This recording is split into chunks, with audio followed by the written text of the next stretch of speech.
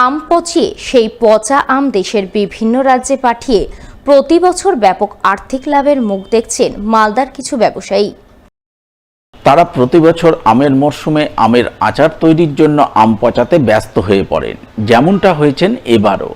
বর্তমানে মালদা জেলার বিভিন্ন আমের বাগান সহ বাগান সন্নিহিত এলাকায় কাঁচা আম পচানোর মহা কর্মযজ্ঞ চলছে।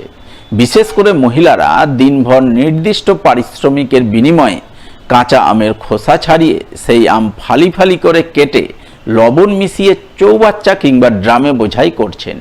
বোঝাই করা লবণযুক্ত আম সপ্তাহ 3 রেখে আচার তৈরির উপযুক্ত করে পচাচ্ছেন। আর সেই পচানো আম বস্তায় বোঝাই করে পাঠানো হচ্ছে ভিন রাজ্যে। দাম মিলছে কুইন্টাল প্রতি 600 টাকা থেকে শুরু করে 1000 টাকা।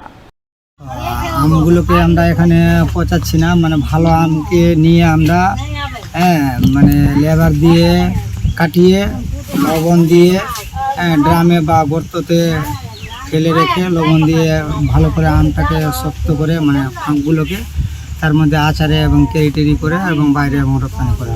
এই আমগুলো দিয়ে মানে আমাদের মালদা জেলার আম, এই আমগুলো দিয়ে আচার তৈরি করা হয়। আচার খেতে এবং খুব সুস্বাদু। এবার মালদা শহরের ঘোড়াপীর সার্বজনীন দুর্গোৎসব পুজো কমিটির ঢাকে কাঠি পড়ল। সোমবার খুঁটি পুজোর মাধ্যমে শুরু হলো আসন্ন দুর্গোৎসবের প্রস্তুতি। এদিন খুঁটি পুজো পর্বে পুজো মণ্ডপ প্রাঙ্গণে হাজির ছিলেন স্থানীয় 25 নম্বর ওয়ার্ডের কাউন্সিলর কাকলি কর্মকার, বিশিষ্ট সমাজসেবী সন্তোষ কর্মকার সহ অন্যান্যরা।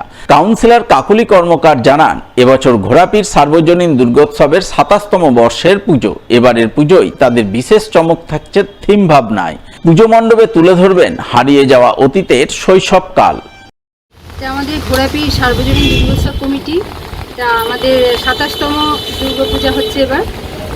আর এবারের থিম হচ্ছে, আমাদের থিমের এবার যেটা নাম দেওয়া হচ্ছে সেটা হচ্ছে কে নিয়ে গেল। অর্থাৎ আমাদের ছেলেবেলার শৈশবটা আমরা আমাদের থিমের মাধ্যমে ফুটিয়ে তুলতে চেয়েছি।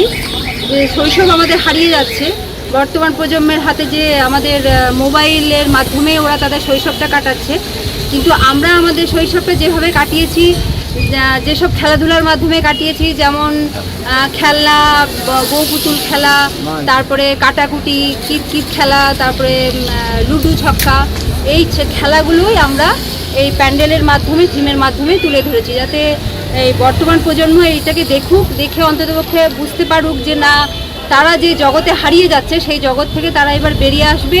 বেরিয়ে এসে এবার ওরাও আমাদের মতো এই নতুন থিমটার মাধ্যমে এগিয়ে যাবে খেলাধুলার মাধ্যমে।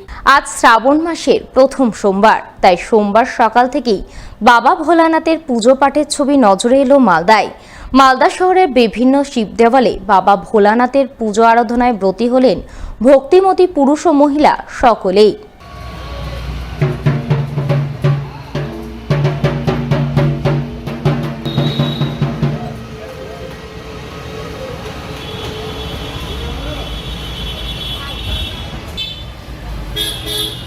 বলবো এখন না পূজা দিয়ে দেয়, পুজো না যায়।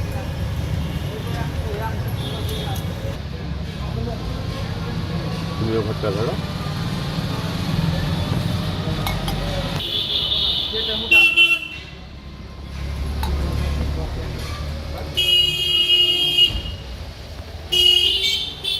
আমাদের দেবাদিদেব মহাদেব শিবের আরাধনা হচ্ছে।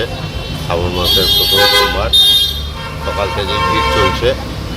এখনও রৌদ্রের কারণে একটু ভিড়টা কমই আছে, কিন্তু আশা করা যাচ্ছে সন্ধ্যার দিকে হয়তো ভালো।